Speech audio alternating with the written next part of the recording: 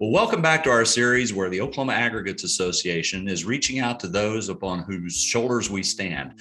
We're talking with our former governors about what they did and how they came to view transportation and infrastructure, and we'll talk to some other officials as we go. Quick housekeeping, you'll see along the time we're here, you're going to see some logos from some companies. These are the largest members of the Oklahoma Aggregates Association. They're the ones who are making this possible, and I just want you to say thank you to them when you see them. Well, today I'm very honored. We are going to talk to the 25th governor of the state of Oklahoma. He was elected in 1994, served from 1995 to 2003, highly successful years. Prior to that, he served in both the Oklahoma House and the Oklahoma Senate. In the Senate, he was Senate Minority Leader. He was appointed by President Reagan to a series of very influential positions, starting as U.S. Attorney for the Northern District of Oklahoma, later Assistant Secretary of the Treasury. He was also later the number 3 person in the U.S. Department of Justice as Associate Attorney General. President George H.W. Bush appointed him as General Counsel and the number 2 person at the Department of Housing and Urban Development, serving with Secretary Jack Kemp, all before he came back to Oklahoma to run for governor and serve those 2 highly successful terms we're going to talk about here today. My honor to welcome Governor Frank Keating. It's good to have you on. Before we get too far into the infrastructure question, I do want to ask you, though, in looking at your biography, you were Senate Minority Leader at a time where we sprayed for Republicans in Oklahoma, if I'm not sure. How many did you have in your caucus? Well, it was a tiny group, Devery. They searched out Republicans on Saturday night with their headlights, particularly in Southeast Oklahoma. But there are, as you know, 48 members of the state Senate, and there were 7 of us in the state Senate, which was really one of the high watermarks. When I was in the state House, there were 25 of 101. So I got along very well with the Democrats. My grandfather on my mother's side was a member of Congress from Illinois, a Democrat during the Depression, served 1 term, and he was a banker, 1 term and didn't run again. Did all the things he felt were important to accomplish. In his case, to have a state chartered bank have FDIC insurance. That was a new thing, if you recall, during the Depression. And so I came from an environment that was very twin-headed, if you will, Republicans and Democrats in my family. And dealing and working with Democrats really wasn't difficult for me. I told them many times, I said, look, I like you guys individually and collectively. I just don't like your bad ideas. We're going to get to some of the politics of that later. I like starting these things just kind of philosophically, and you have a great story to tell with this as well. As we see infrastructure as something that's always discussed by every president who comes in and every governor who comes in, and it's generally an area of consensus. But why is it important? Why is it important to our state? Why is it important to our country? How did you come to look at infrastructure? But Devery, when I was a young guy back in the mid-'60s, my father was appointed by Dewey Bartlett, then the governor of Oklahoma, and one of those very few Republicans. There hadn't been one since Dewey and Henry Bellman served before I was elected. But in any event, he was the first district highway commissioner from Tulsa. That metro was one of the commission districts, still the case today. And Dad, just more in casual conversation than anything else, he was a Pennsylvania, my mother was from Illinois. They talked about the importance of good roads and highways to attract people to visit the place and to attract people to invest business in the place. If you can't move product to market, you're not going to have too much success on the commercial side. So I got that around the dinner table from my dad. And what I think is something that has been forgotten, and there are a number of years that have passed since I've left office, but with a Democrat House and Senate, I knew if I said, well, what we need to do is A or B or C, they just say, well, that's you and your conservative friends that think we need to transform the state. So I asked OU and OSU's economics departments to examine why are we poor. Oklahoma at that time was 45th in per capita personal income, family income very low, and it was not good. So OU and OSU came back with their report, their list of recommendations that were really revolutionary. And I gave a copy to the Democrat speaker, the Democrat pro tem. OU and OSU came back and said, you don't have right to work. You tax everything. The trial bar runs this place. The children don't take hard enough courses in school. You don't have public school or private school choice, no charter schools, and the transportation infrastructure sucks. My word, not the report's words. But they pointed out that we had lots of needful resolution type issues that needed to be addressed. Transportation was one of the top 10 on their list. And I just sat down with the leadership of the House and Senate, both Republicans and Democrats, and said, we've got to do this. And I was the father of charter schools. We made the children take 4 years, or really 3 years of math, 4 years of science, English, and history. The Dems wouldn't go for 4 years of math. We put right to work in the Constitution. We trimmed the sales of the trial bar by limiting punitive damages to double actual damages. By the way, they also said you have too much divorce, and we began the first divorce initiative in the country to encourage young people when they got married to understand this is a lifetime contract. Don't just do it to experiment to see if you like your spouse. And in the case of the transportation piece, on my watch, as a result of the recommendations of this OU and OSU report, we completed all the turnpikes. Now, since I left office, obviously here in Greater Oklahoma City, there is a turnpike extension under construction, but I'm talking about the Kilpatrick wasn't finished. The turnpike, the creek around Tulsa wasn't finished. So we finished all the turnpikes, and then subject to one of their recommendations, we proposed to connect every town of 10,000 and more by a 4-lane highway to the interstate system. And that's what we started to do. And you know, the reasoning behind that, Deborah, is really pretty simple. If you have a city, a town large enough, 10,000 people, that's a good sized town, it ought to be able to have a 4-lane highway to an interstate system so you can encourage business and industry to come to that city. So, you know, these were all things that I felt needed to be done, had to be done. And with the Democrat House and Senate, we did it. And interestingly, with oil never above $22 a barrel, we moved from 45th in per capita personal income to 37th. And we're there about the same place today. We haven't improved, which is certainly not helpful, but it just shows that on a bipartisan basis, if you put your mind to it and listen to the experts, you can accomplish a lot.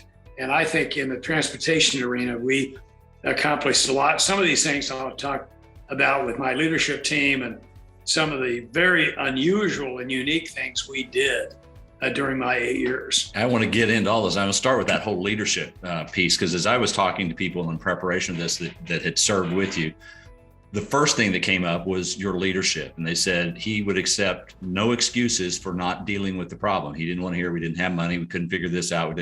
He was great. I want to read, if I could, a quote from somebody who worked with you on this, because this is so good. He said, Governor Keating always insisted on wanting to know the real conditions that existed and the real options we had. No Department of Transportation wants to admit their deficiencies, but Governor Keating understood that if we did not identify them specifically, we could not change them. That's leadership. That's leadership. That was your leadership style in looking at infrastructure and highways. Well, you know, Deborah, the reality is in my service tour, the Democrats control the place lock, stock, and barrel. So I know they love the state. Like I love the state. I know looking at these per capita personal income numbers, they knew, I knew we had to do something about it. And who would disagree with OU and OSU? If I had asked the Heritage Foundation from DC or Club for Growth to examine why we were poor, you know, my friends on the Democratic side of the aisle would say, well, those are all just your conservative buddies. So to have OU and OSU do it, to have the premier universities in the state of Oklahoma say, these are the problems that ail us, then we could do it. I chose as the Secretary for Transportation Herschel Crow. Well, when I was in the state Senate, Herschel was a Democrat, the chairman of the Appropriations Committee. And I mean, I had a very hard time.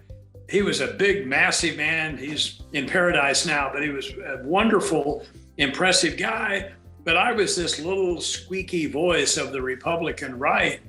And I made Herschel the Secretary of Transportation. When I went down to visit him, running for office, he said, what'd you come by? He was from Aldous. What'd you come by to see me about? And I said, well, I just wanted to say hello. I wanted to, give you my best. And I enjoyed service with you in the state Senate. And he said, whoa, no, wait. You want something, right? And I said, yeah, I'd like to have your help. And he said, well, you got it. So how can I help you? And I had not been elected at that point. Well, Herschel was very focused on the transportation infrastructure. And Neil McCaleb, who was the Republican leader in the House, when I was a Republican leader in the Senate, I mean, we would have joint press conferences together and nobody would show up because who cared about Republicans? But, I made Neil the day-to-day head man, and those were two men that really knew what to do about transportation. They borrowed the best and brightest ideas from other states. An example, by the way, was Neil, and you know this, and we can discuss it, but we were the first state in the union, and we started out here on the Broadway extension to build metal barriers, in effect, low-level fencing to bounce cars away from the median going into oncoming traffic. We were losing a lot of people every year, people killed in head-on collisions. And this unique, I think it was a British product, you may know, that we proposed to try, and the federal said no. I mean, the highway transportation safety and all those administration, all those people said no. They finally let us do it. And the result has just been phenomenal. The number of deaths have been cut in half and then cut in half again, cut in half again. I think we had 2 last year. Yeah, we can document that actually going. That's one of the questions I did want to come back to earlier, but you're hitting it right. The test was done on the Broadway extension. By the time it went statewide, we were having over 100 crossover deaths per year in Oklahoma alone up until that point. The first year, the whole system kind of got put in place. It dropped to 39. And like I said, you just said, the last number that we've had was 2. So literally lives are saved by the decisions that you all made for transportation and infrastructure. It was a brilliant system that's now used nationwide and saving lives well beyond Oklahoma. And it was pioneered here under your administration. Well, I remember when I was a young legislator, a guy who was a lobbyist for the teachers was killed in a crossover on the Turner Turnpike from Tulsa to Oklahoma City. And my law partner, Ed Montgomery, and his wife, Sue, were killed in a very similar event on the Turner Turnpike before we had any protection from crossovers. So think about all of our friends and acquaintances that were badly injured or killed, and we took care of that problem. And we really haven't celebrated it as we should. And the Department of Transportation, quite truthfully, Herschel Crow and Neil McCaleb deserve the credit for it. There's a lot of innovative things that you did. And I want to cover just 3 of them kind of quickly and kind of get some of your thoughts about it. When you came in, you're right. Oil never did rebound at all during either of your terms. And so where we had kind of become a little bit lazy in relying on that, you didn't have that option. So you wanted to fix these problems. I want to hit 3 programs that you did. You did Garvey bonds, which I think they were called grant anticipation notes. That allowed the bonds, they had to be retired by federal dollars. You were the first to do toll credits or soft match credits, which allowed us to leverage our turnpike system to take care of other things. That ended up being a case of matching federal dollars with federal dollars. So again, very creative. And then you did your capital improvements program. I think it was $860 million in highway and bridge funding, some of it bonds, some appropriations, all dealing with high priorities. Why did you turn to those solutions? Well, because we didn't have money in the bank to do otherwise. And unlike the federal government that can write checks and stall the recovery because Well, I went to Sonic. I don't mean to give them a pat in the back because they are a wonderful company and they have good food. I went in there this morning to get a little breakfast before you and I have had our conversation, and I pulled into one of those slots and punched in it. There was a sign that said, due to shortages, really the absence of workers, you'll have to drive through the drive-through. So I drove through the drive-through. When you don't have money in the bank, you do a lot of creative things. Maybe some people rob banks, but if you don't have money in the bank, you do creative things. And for us to borrow money from the future, I did that when I put the dome on the Capitol building with private money, by the way. At the end, we went ahead and took all the pledges we had and we borrowed against the pledges. And so we could finish the Capitol Dome and not have to wait for inflation to finish us. And we got that done. But the same thing was done with Garvey bonds and other creative ideas, as you mentioned. They weren't my ideas. They were the ideas of members of the Transportation Commission, the Turnpike Authority. I put on there, without regard to political party, I didn't care. I put the very best people, the brightest, the most dedicated Oklahomans, successful men and women on those commissions, and then getting people like Herschel Crow and Neil McCaleb to serve as well. I mean, every idea they had was an idea to muscle up Oklahoma now. In other words, if we could do all this work now, before the cost of construction and materials went up, then just think the number of people that we'd be able to attract to our state. And I tell you, talking to business locators, the criticism of Oklahoma from the time I first became governor largely was, you have an income tax, Texas doesn't. Your transportation infrastructure needs a lot of work. Texas is doing really well. They have a dedicated stream of income. And you have a state that just can't seem to get its act together. So to get Republicans and Democrats together, the best and brightest people, without regard to political party, then things happen. And I'm happy to say that I was certainly riding the white horse at that time, that nothing would have happened but for the leadership of Herschel Crow, Neil McCaleb, and their superb teams. I want to talk about that a little bit because just politically, we're going to talk about the spending side a little bit, but you're a conservative Republican, proud to be, and conservatives more recently, it seems like on the state level, seem to be really adverse to debt and thinking that there's never a good use for debt and all debt is bad debt. You use debt very carefully, very creatively, and very wisely, in my view, to help us kind of make sense of that. It seems to me, as a fellow conservative, we're getting that wrong. And that there are places, just as your house, you have debt on it, and nobody's selling their house, that sometimes that's what you need to do on some of these longer term assets. How do you see that? Well, I think that you have to be a modern society to be a modern society. What's that old expression? If you want to take Vienna, take Vienna. And the reality is, Oklahoma, a state, look at the county commissioner corruption scandal that had such a negative impact on rural bridge and highway development because those people were stealing us blind. There were hundreds of county commissioners getting 10% kickbacks. A lot of them were blue sky, where the supplier and the commissioner just shared 50-50 the amount of money that was going to supposedly be spent on rural roads and bridges. So what we did, and it was something started actually, these 5-year plans, 6-year plans, whatever, when Dad was on the Highway Commission back in the 60s, was, okay, a debt is not a good thing, but a mortgage puts you in a home, permits you to raise your family, have a first world lifestyle.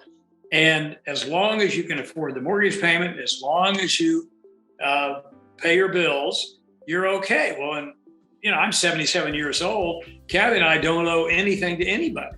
Why? Because we were so careful in our lives. We borrowed money, used it wisely, and then paid off our debts. In Oklahoma, a relatively poor state, 45th in per capita personal income, you have to go into debt short term in order to provide the excellence, the sophisticated,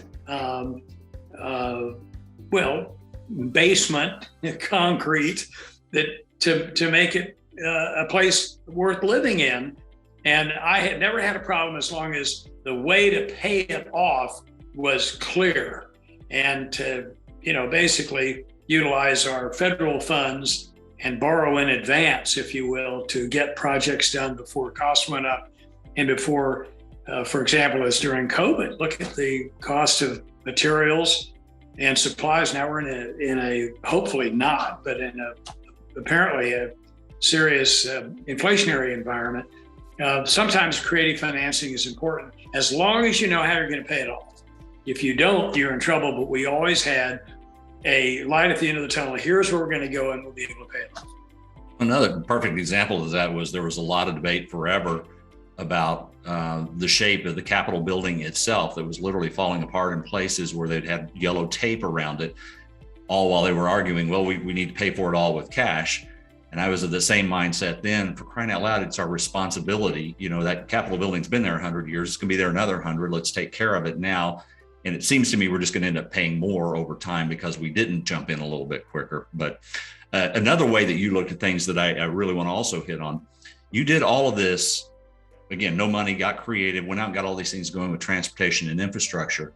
But you also insisted that it be done in a way that we not add more people to the state payroll. And as again, some people that I talked to said that was the first time that they remember that at your insistence and at your leadership, they really got out and really worked with the private sector and realized that the private sector could hire those folks and that they could adjust that up and down as the money worked without adding that to it. And that had been something that was very successful. Why did you insist on that? I started every conversation with our professional team and with legislators and others of both political parties. I started every conversation with the only person I'm married to is my wife. So let's figure out how we can make things better, richer, more successful. And in the case of the conversations I had with the leadership team, I would listen to them. If they said, well, that's not going to work, I said, well, how come? And explain it. Well, when you consider, as you mentioned, the Capitol, the needs for the Capitol building, it's going to be our centerpiece of our free government for as long as hopefully the rivers run and the geese fly. And you need to fix it while costs are reasonable, materials are available, and you just sit around and you work it out. It makes no sense to borrow money for the purpose of borrowing money. My preference would be to do it to any one of these initiatives with cash in the bank. But, we have a lot of other expenses that we have to pay for, but we look at what really is needful. And an example, and it's happened my last year in office, when the Arkansas River barge broke loose from its moorings and brought down the eastbound and the westbound Interstate 40 lanes. Well, that's a critical national infrastructure. That's the Eisenhower interstate system. That's hugely important to the state of Oklahoma. So what were we going to do? I mean, you're going to have to borrow money to do something like that. And also, here's Neil McCaleb's genius. I told him, if we can do this without competitive bidding, find the lowest best bid from our own experience. No, forgive the expression, Gene Stipe best friend deals, but from our experience, who is the fastest, best bridge builder, highway builder? Let's get them to get the best deal we can, and let's get this thing through as fast as can be. And Deborah, and this, it was those spans were up and operational, reusable within 6 months. I mean, think about the big dig in Boston. How many years did that take? And for us, we did it quickly because it was essential for our survival as a state. I mean, if you have a leak in your roof, you can't say, well, I'm going to wait maybe when my dad dies and I'll inherit some money to fix my roof. You can't do that. You got to fix it now so you and your family can live in that house.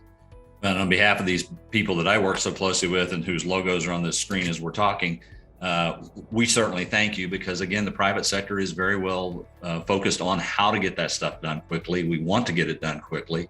We want to meet all the safety rules and all the proper regulations. We want to do it right, but there's nothing like a partnership. And you stressed that very, very clearly during your time. And I think that is a part of that legacy we continue to see today, that there's a strong partnership between all these folks, us on the material side, all the contractors and the people who are doing this stuff, and the Oklahoma Department of Transportation. Has been a great partnership that really, everything I've heard as I was talking to people about it, that really got a boost with you, that you really insisted there's a lot of ways to do that. And so that's something we're very grateful for.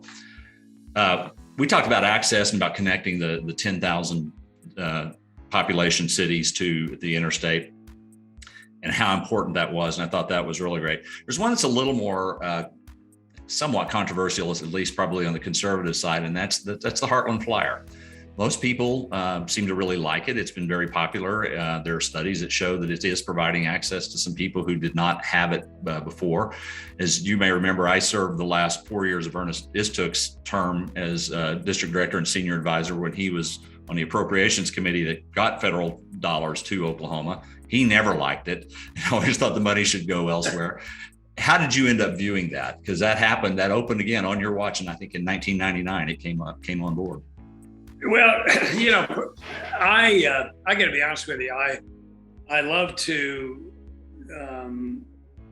travel, and I love to fly. I'm not a pilot. My older brother is, by the way, still is. But I love to travel. But I thought, this is nuts that we as a state were going to get into the airplane business in terms of, you know, and it crashed and burned. But I didn't have the votes to stop it, you know, for Oklahoma owning its own airline. In a Heartland Flyer situation, I think it's kind of cool to have an Amtrak, a passenger train going through our capital city. It's proposed, I guess, to go much further north and across the country. You know, when I was living in the Northeast, I used to take the Amtrak from DC to New York and back all the time. And, you know, I really loved it. Question is this something that will benefit the average person in Oklahoma? And I think if I were in Ernest Istook's position, I would have come down on the same side he did. Like, look, if the capacity suggests that this is a way to take more pressure off our interstate system, our roads and highways, then let's talk about it. But if it's just simply a nice thing to have and you can sightsee, and isn't this kind of cool to have a train take you to Dallas? I think, you know, we ought to debate that one. So we'll see what happens with Heartland, with the Heartland Flyer. And I hope it all works out, but to throw money after something simply because it'd be nice to do as opposed to needful to do is quite something else. I want to transition a little bit because inevitably when we're talking about all of this stuff, politics enters the picture. One of the things that I think a lot of us in our side of it really appreciate is that highways and infrastructure seem like the last bipartisan issue out there. It's an area that Republicans and Democrats tend to coalesce around and believe in a way that they don't other things. Now, that's been tested here lately in Washington, D.C., where they tried to attach the word infrastructure to everything else because they knew it was popular to and then maybe get it to pass when in some other way. I think we've beaten that back to get back to the more traditional measure of it. But traditional infrastructure as a bipartisan issue, why is that bipartisan and yet seemingly nothing else is? Oh, I think because everyone knows that good roads and highways are essential. You know, Oklahoma has the McClellan Kerr waterway, and if you're going to have an infrastructure bill to make sure that waterway works in terms of transportation and travel, if you will, between here and New Orleans, that is a good subject for discussion, and it should work.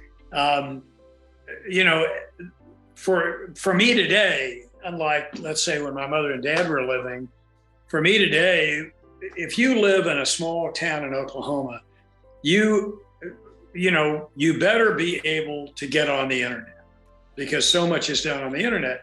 So to make sure you have 5G connection in every small town in the state of Oklahoma, I think that's important. That's all part of infrastructure to me. Now, to say that a free 2-year college education is part of infrastructure, as the current administration is arguing, simply isn't so. We have enough needs. In the United States, our ports in many cases simply aren't up to snuff.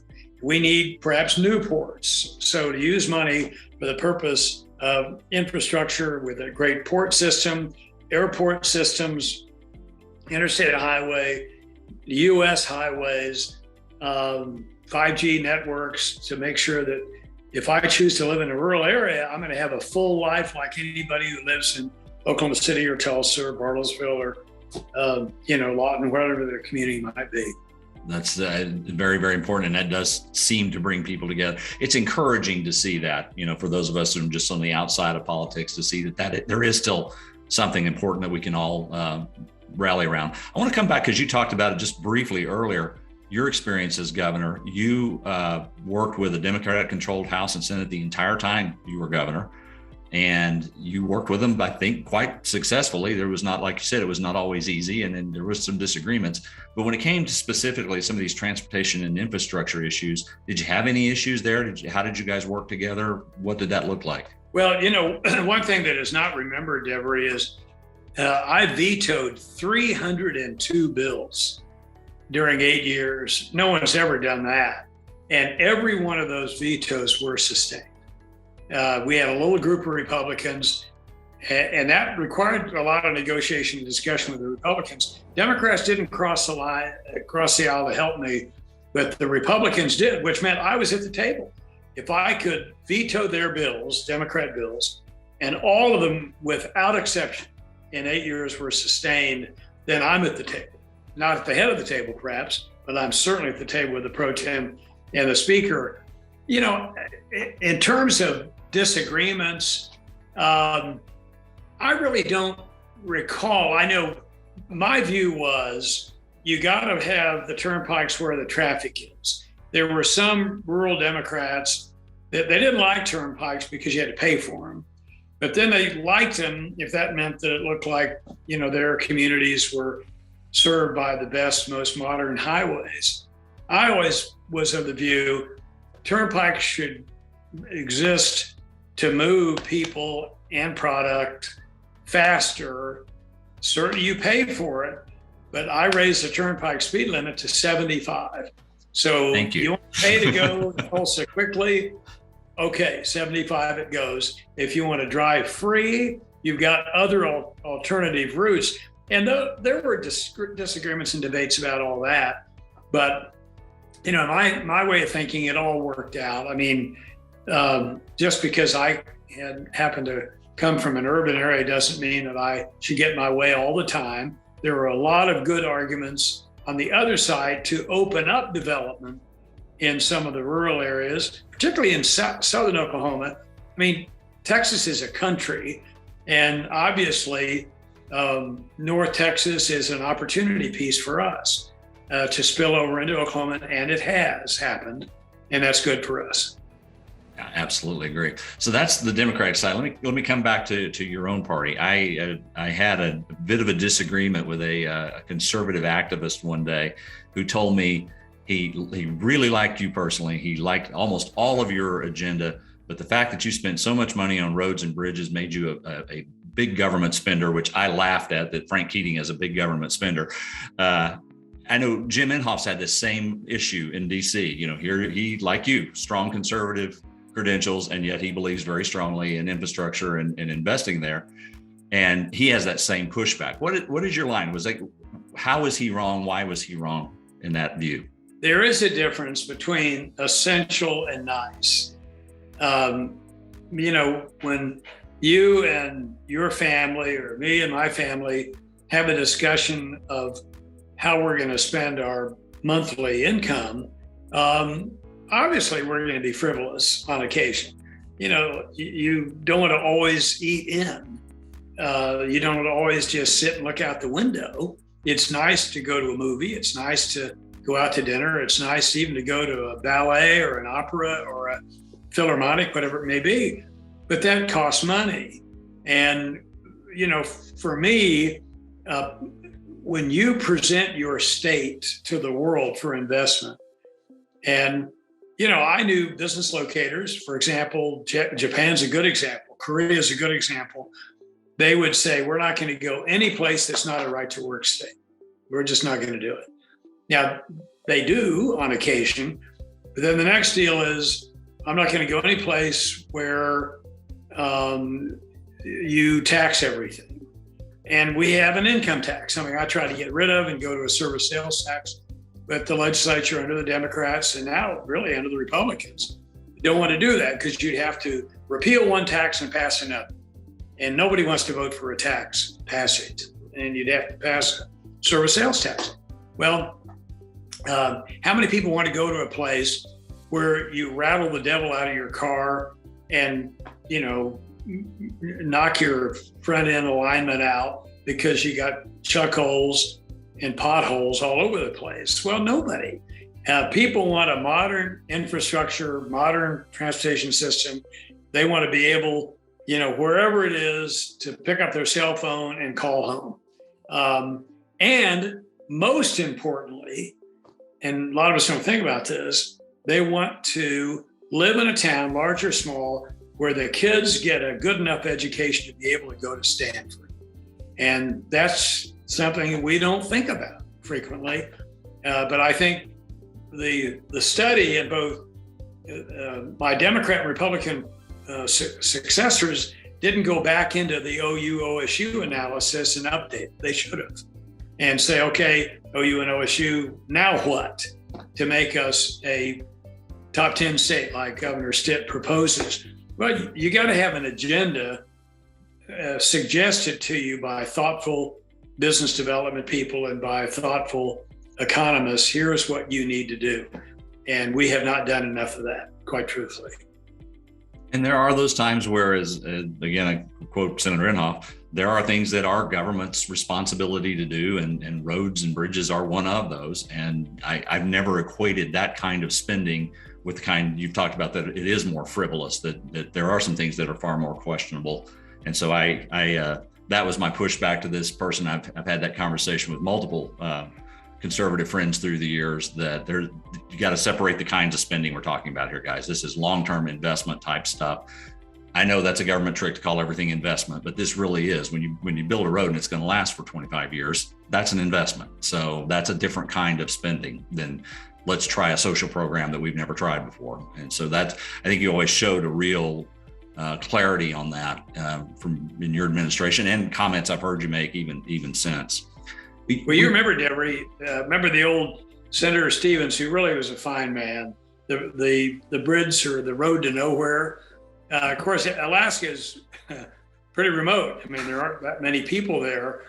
But, for us, and I would say our conservative friends who don't agree with spending money on roads and highways and bridges, it really depends on where they go. I mean, if I owned a piece of rural property and I wanted a 4-lane highway to my front door, well, I mean, that's frivolous and that's ridiculous. You want a 4-lane highway to your front door, then do it yourself. But a modern urban state like Oklahoma is, with a very important rural population that does a lot of things right. Look at,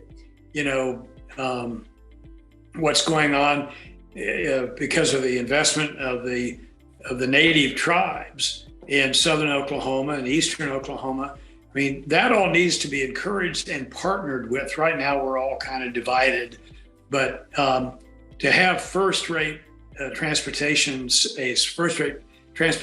system to attract tourism and to, well, for example, one thing I did, and I kind of forgot about this, when you drive around the state, you see these big signs, see Guthrie, see Medill, and then here are the things that this community has.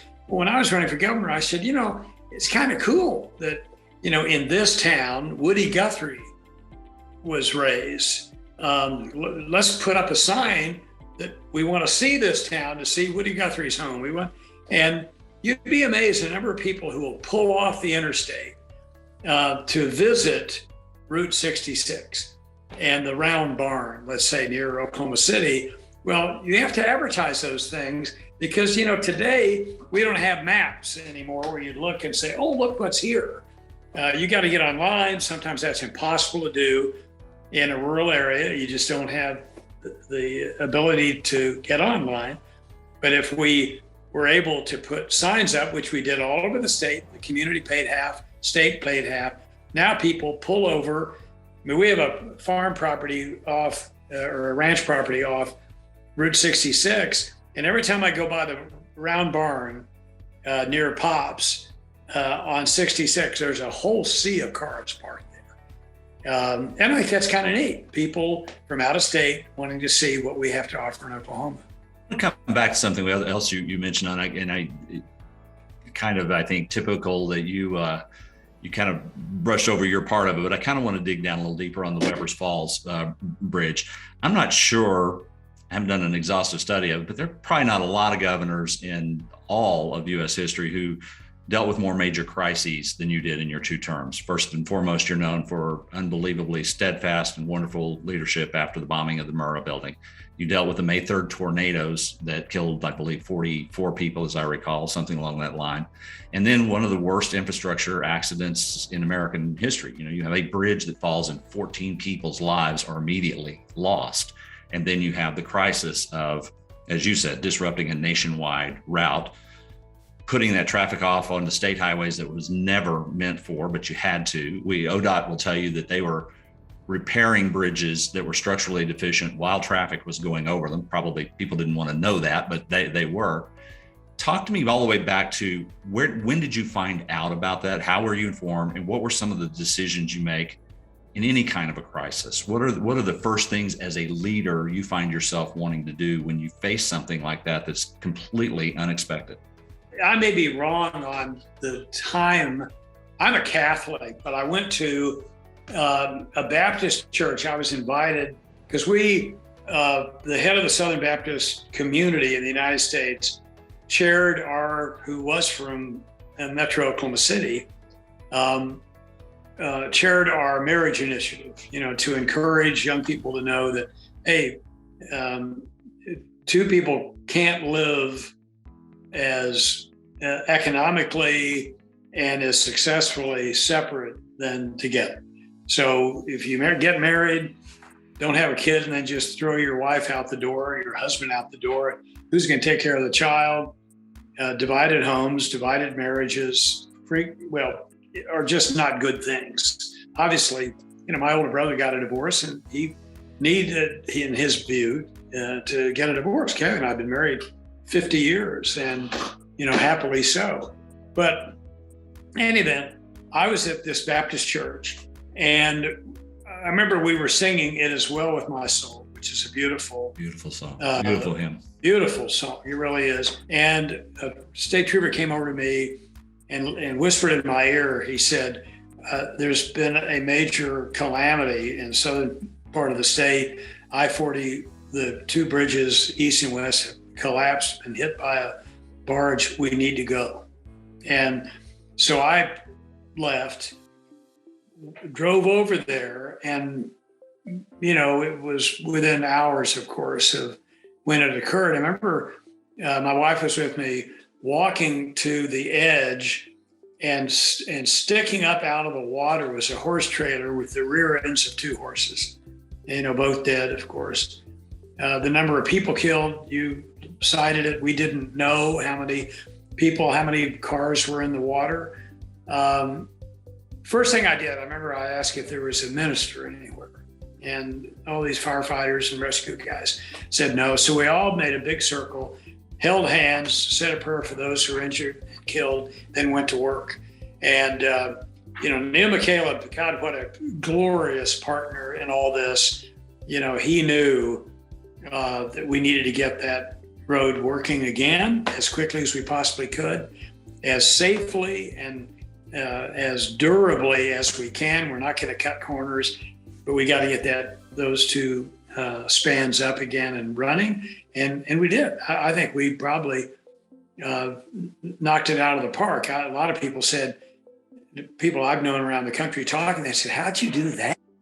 That was a major infrastructure challenge, and you got it done in 6 months. I said, well, you get highly competent people, you get stuff done. It was an amazing story, and I think the bombing will always be first in that list, and understandably so. And the tornadoes, people a lot remember that. But I really wanted to make sure we talked about the Weber's Falls situation, and again, appreciate your leadership there, because that was a stunning development that had happened to begin with, just completely unusual that it would happen. And then, like you said, to get those bridges rebuilt and back up and operating that quickly and that well and everything right was truly an amazing feat of leadership for you and your entire team all the way through. So thank you. Well, Devery, you're the same way. I'm sure that, I've driven across those new spans a number of times, leaving Oklahoma, coming back to Oklahoma.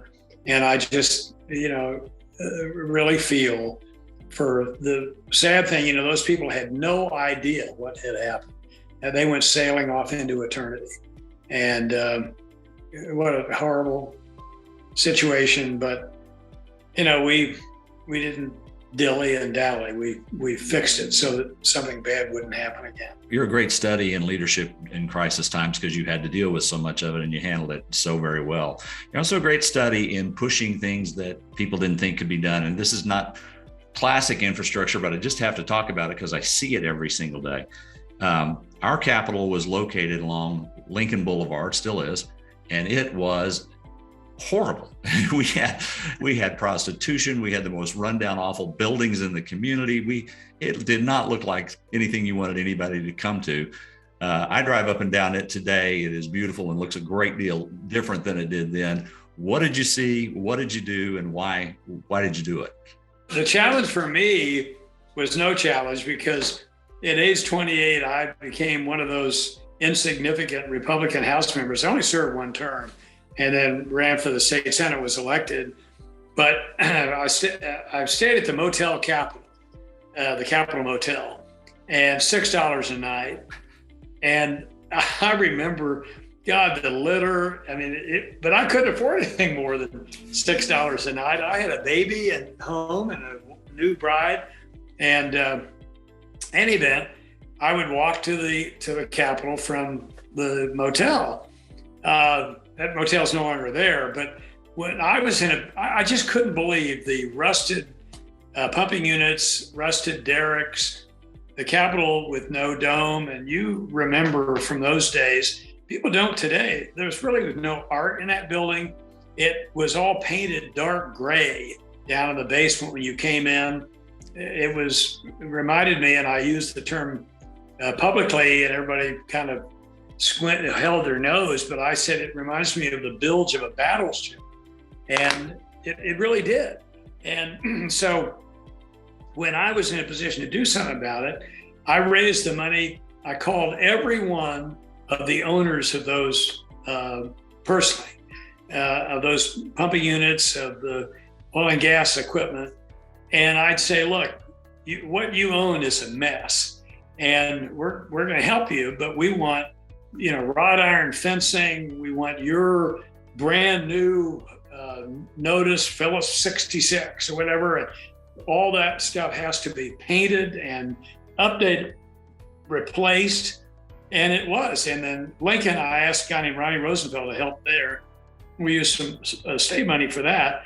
But we, put in trees up and down Lincoln. Bad property, we tried to condemn it. Across from the governor's mansion. I raised the money privately. My wife was the leader of doing the governor's mansion over with private money, building the Phillips Pavilion, private money, swimming pool, all that stuff. But across from our house was an abandoned home, all boarded up. Well, you can't condemn places, but you can talk to owners. And I talked to owners, twisted arms, come on, we'll pay a fair price. We got to clean this mess up. And we did. So some of that area along North Lincoln needs to be addressed. It's not perfect by any means, but to put in all those lights up and down North Lincoln, to take all those ugly signs down, all that ugly infrastructure down, and replace it with the history of the oil business in Oklahoma from those sites is the right thing to do. And Governor Stitt, in fairness, they built that visitor center on the south side of the Capitol. That's beautiful. And those are the kind of things every administration needs to do. And, you know, Kathy and I donated a painting to the Capitol. Charlie Ford, former senator from Tulsa, his leadership in the Senate chamber was seminal. I applied it to both chambers. We got art and sculpture. The place now, the Capitol building in Oklahoma City, is the #1 tourist attraction in Oklahoma. And, you know, in your day, Deborah, in my day, you wouldn't get 7 people a month unless you worked there. Of course, I feel this way every time I get the honor to talk to you. I could do this all day long. You are a delight, and I really, truly want to thank you for your leadership. This state is immeasurably better because of it, and because of your character, and because of the things that you did, not just in our favorite subject, infrastructure and highways and all of those things, but across the board. And I'm grateful for this time to visit with you today. And thank you very much for coming on with us. Well, and give my very best to all of your wonderful members. They do a lot of great things for Oklahoma, but remind them there's a duty to serve. And if any of those guys newly retired or want to help on the political side to run for the legislature to get the best and brightest people of both parties serving our state just for one term, like my granddad in Illinois, is a duty of citizenship. That's a wonderful way to end. That's a good call to service. I appreciate it very much. Governor Frank Keating, thank you so much. What an honor today. Talk to you soon. Thank you.